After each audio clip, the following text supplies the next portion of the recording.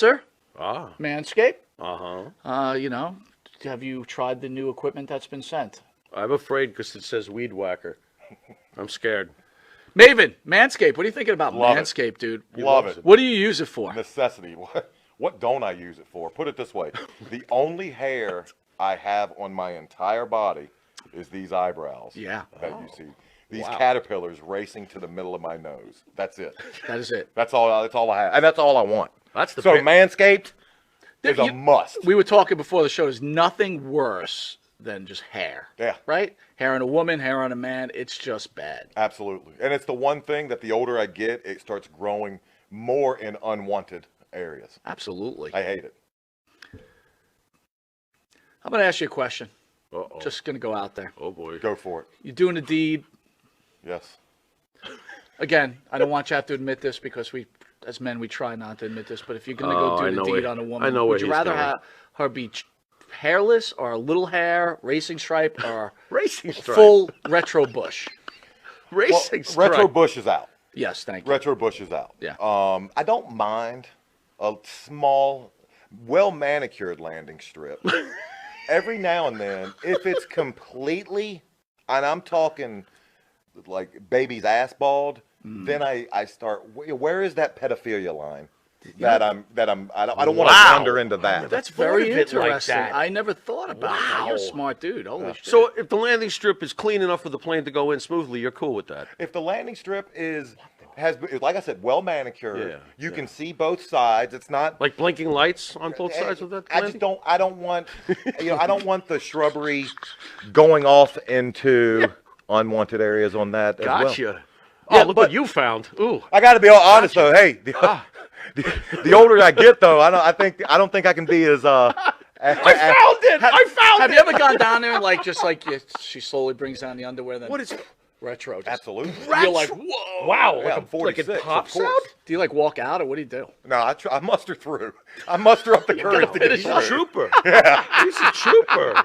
Got to give him an A. Not all heroes wear capes. Yeah, There you go. I hear you. Listen, I couldn't say it.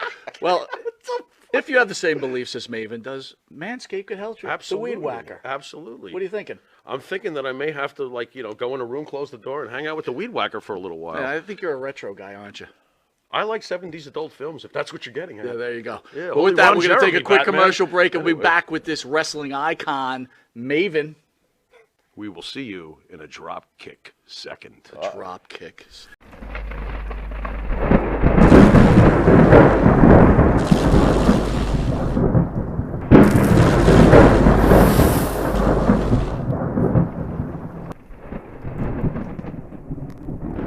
Talking about, but we've had Tod on a few times, and both of us are really big fans of Tod. I'm not sure if you're a fan of Tod. Oh yeah, very much. But I will ask you this: the one thing that we always bring up is that we obviously know what Paul Heyman has eventually become, and he's become this iconic figure in pro wrestling, and we always felt like Tod kind of got shafted. But as we learn about you, like Jimmy had said, you're like the spark. Mm-hmm. Do you feel like you got shafted too in the end? When you look at this, do you go, Thank you.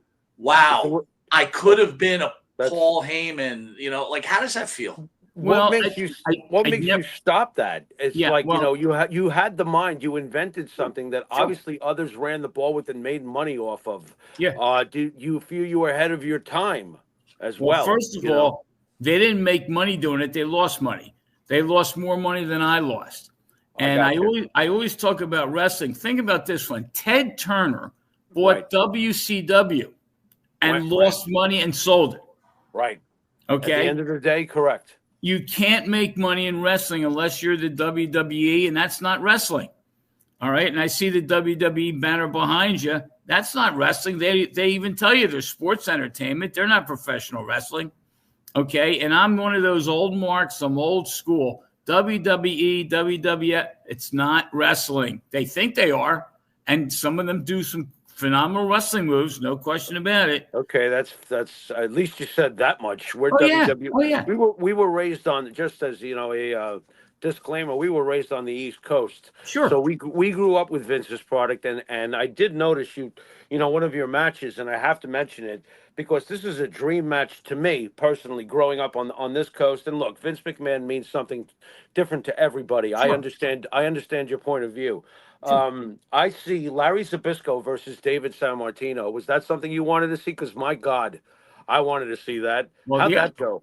How did that come together? Yeah, now keep in mind, I'm right outside Philadelphia, so I'm on the East Coast just like you guys were.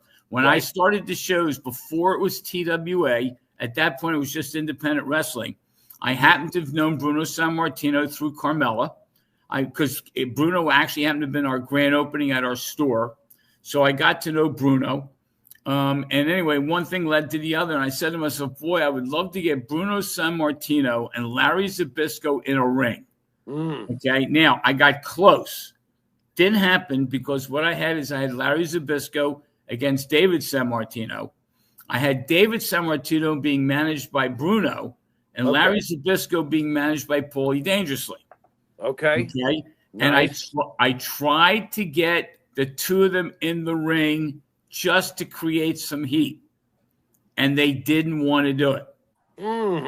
Okay, they didn't want to do it because they really, even though those guys professionally liked each other, they did not like each other. They didn't even want to be in the same building with each other. Okay, and when I tried to coordinate to get them in the ring just to create some heat, couldn't do it. Couldn't do it. And David Sammartino, now I haven't talked to Dave in 35 years. David Sammartino at that time was cut. He came into the ring against Larry Zbyszko, and they had a great little match. And Paulie did his stuff. And look, Paulie Dangerously, with all the greatness he's become, started with me. Okay? And look, and then, of course, he did Memphis, and it wasn't just me.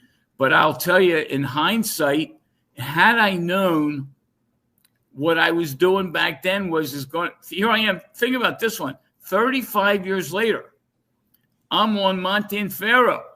Right. Okay. Talking about the matches that I did 35 years ago. Correct. All right. So I realize now, in fact, I'm in the process of writing a book. If everything goes right, the book is going to be out on May 3rd at our show. Will be the initial print of the book. It talks about my favorite matches. It talks about a lot of what I did with the Tri-State Wrestling Alliance. Think about this one. Here we are 35 years later. I have 44 names of people who worked for me who have since passed away. Okay? And the history is ridiculous. And I could write a book on almost every match. And the reality here is that the TWA, didn't realize it at the time, started the ball rolling. The name of my book is We Wrestled, We Brawled, We Started It All. Okay? And we did start it all. Now, others took it to it better, and they made more money, lost more money. But you want to know something? I was the spark. I disappeared in 1992.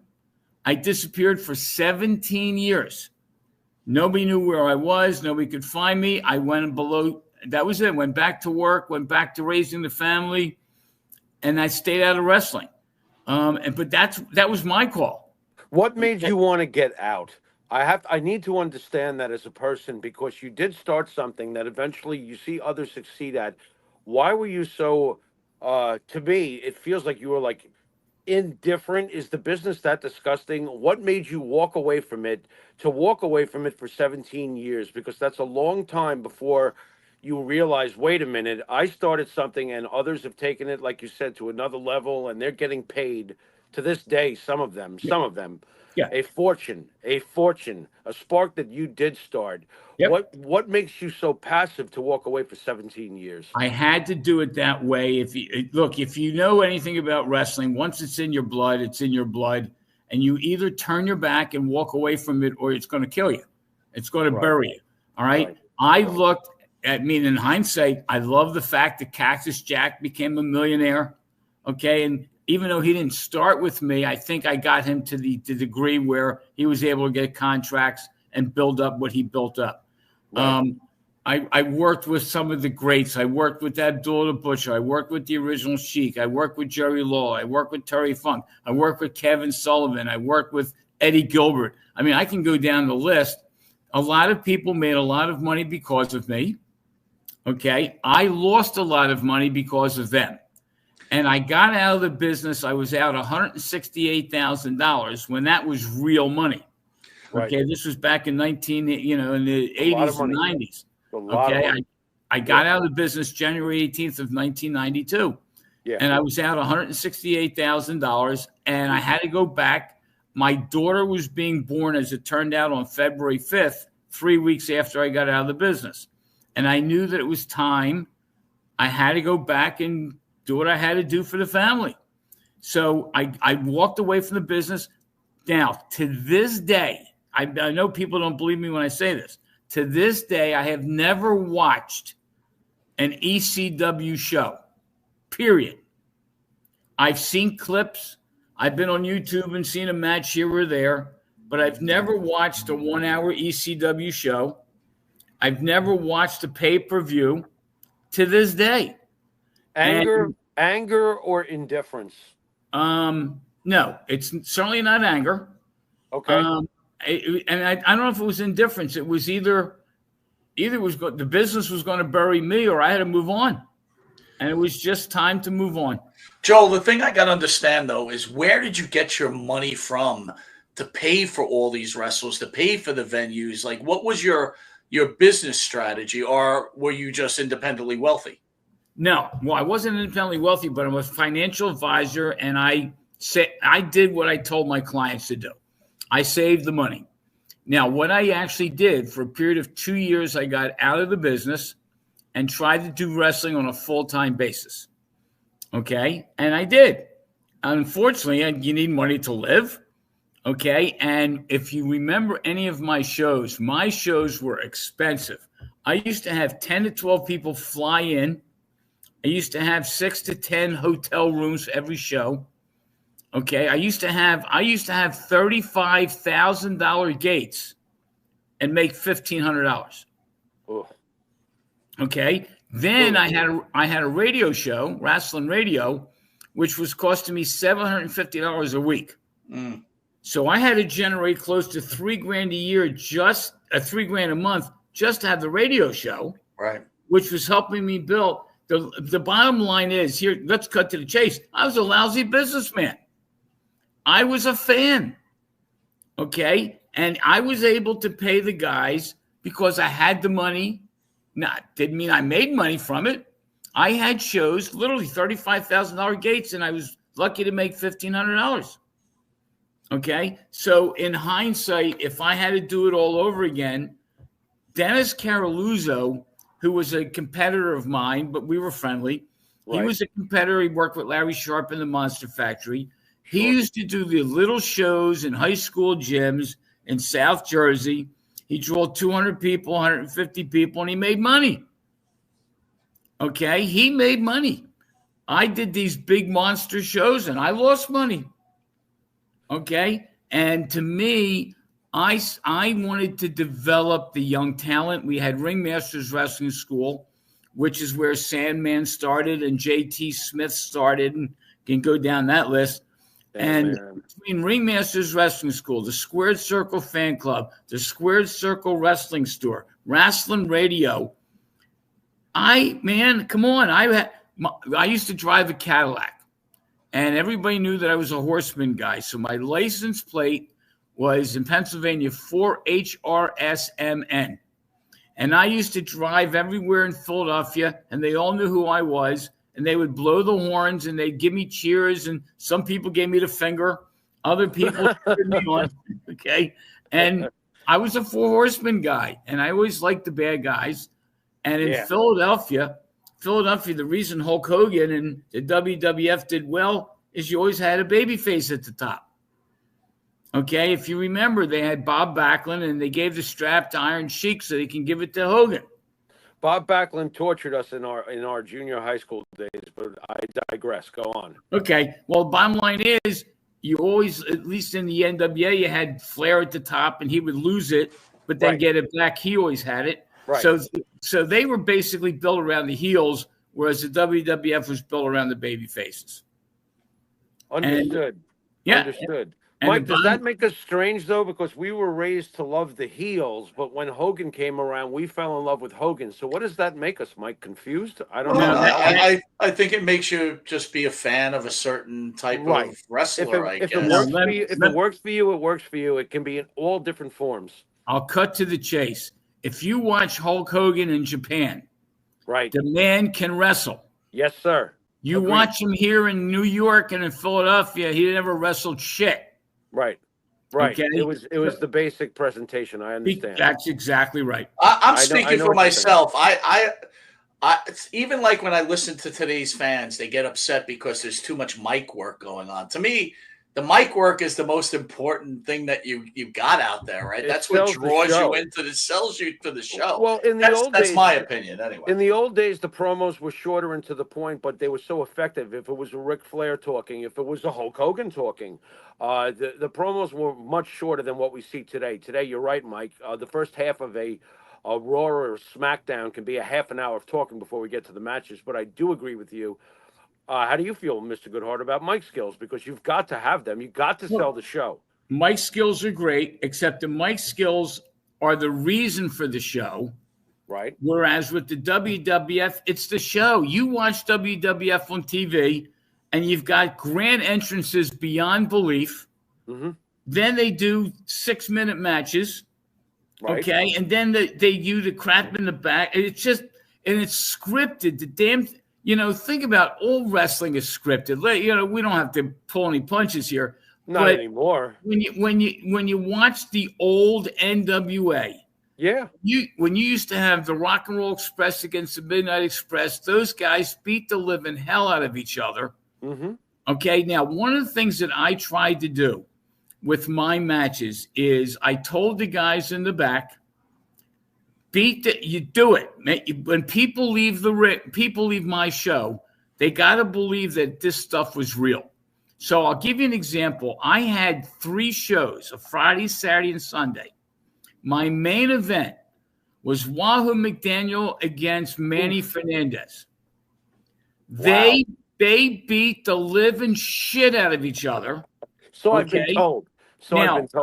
I've talked to Manny. In fact, Manny Fernandez is going to be at my show on May 3rd. Okay. I've talked to Manny, and he remembers those matches. What he told me was he did those matches with Wahoo for 2 years. And I'm telling you, I know the business. And they beat the shit out of each other. And the next morning they got together for breakfast. Okay? And when people watch those guys in the ring, okay, you can say it's predetermined. You can say whatever you want to say. I'm telling you, to this day, I hear those smacks. The chops, those guys, their chests were as red as could be. And on top of it, they were the ultimate storytellers. Oh, every match. When you bring up Terry Funk, I think of Wahoo. And Mike, I'm going to say it this week. I am currently married, fortunately enough, to Wahoo McDaniel's widow, Karen McDaniel. That's why I'm down here in Florida. Okay. And right now, Mike, it's a strange moment, but